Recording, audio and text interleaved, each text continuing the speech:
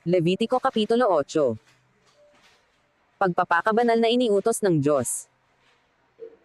At sinalita ng Panginoon kay Moises, na sinasabi, dalhin mo si Aaron at pati ng kanyang mga anak, at ang mga kasuotan, at ang langis na pangpahid, at ang torong handog dahil sa kasalanan, at ang 2 tupang lalaki, at ang bakol ng mga tinapay na walang lebadura.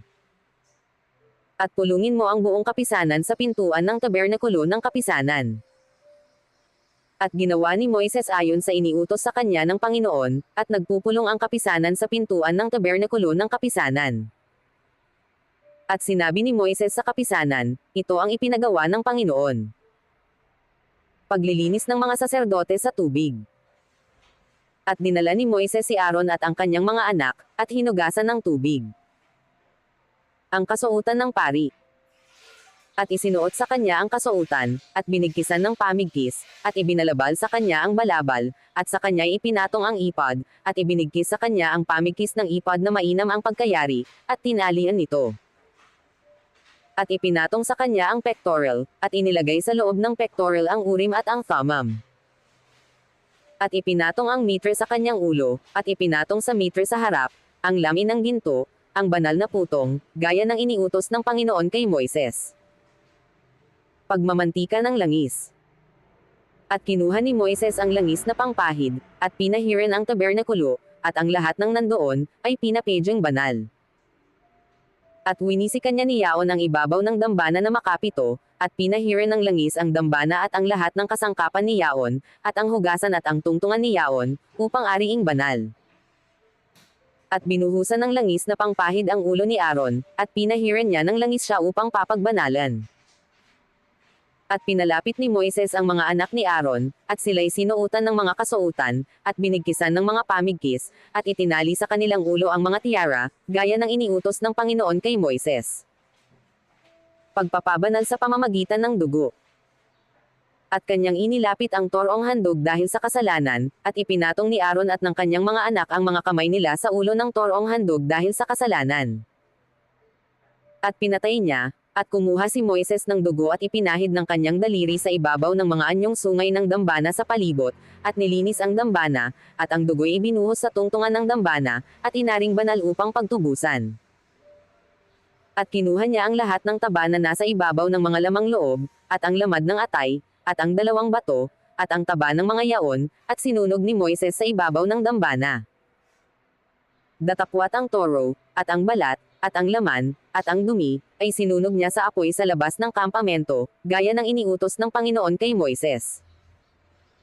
At iniharap niya ang tupang lalaki na handog na susunugan, at ipinatong ni Aaron at ng kanyang mga anak ang mga kamay nila sa ulo ng tupa. At kanyang pinatay yaon, at iniwisik ni Moises ang dugo sa ibabaw ng dambana sa palibot.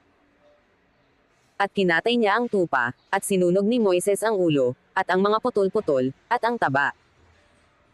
At kanyang hinugasan sa tubig ang lamang loob at ang mga paa, at sinunog ni Moises ang buong tupa sa ibabaw ng dambana, handog na susunugan nga na pinakamasarap na amoy, handog nga sa Panginoon na pinaraan sa apoy, gaya ng iniutos ng Panginoon kay Moises.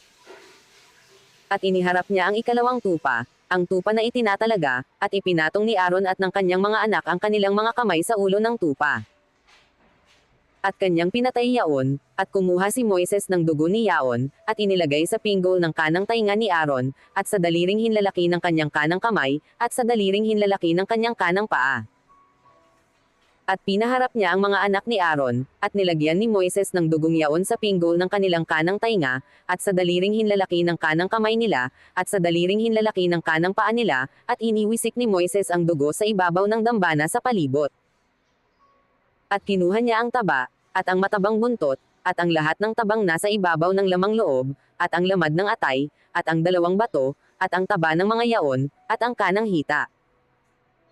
At sa bakol ng tinapay na walang lebadura na inilagay sa harap ng Panginoon, ay kumuha siya ng isang munting tinapay na walang lebadura, at ng isang munting tinapay na nilangisan at ng isang manipis na tinapay, at ipinaglalagay sa ibabaw ng taba at sa ibabaw ng kanang hita.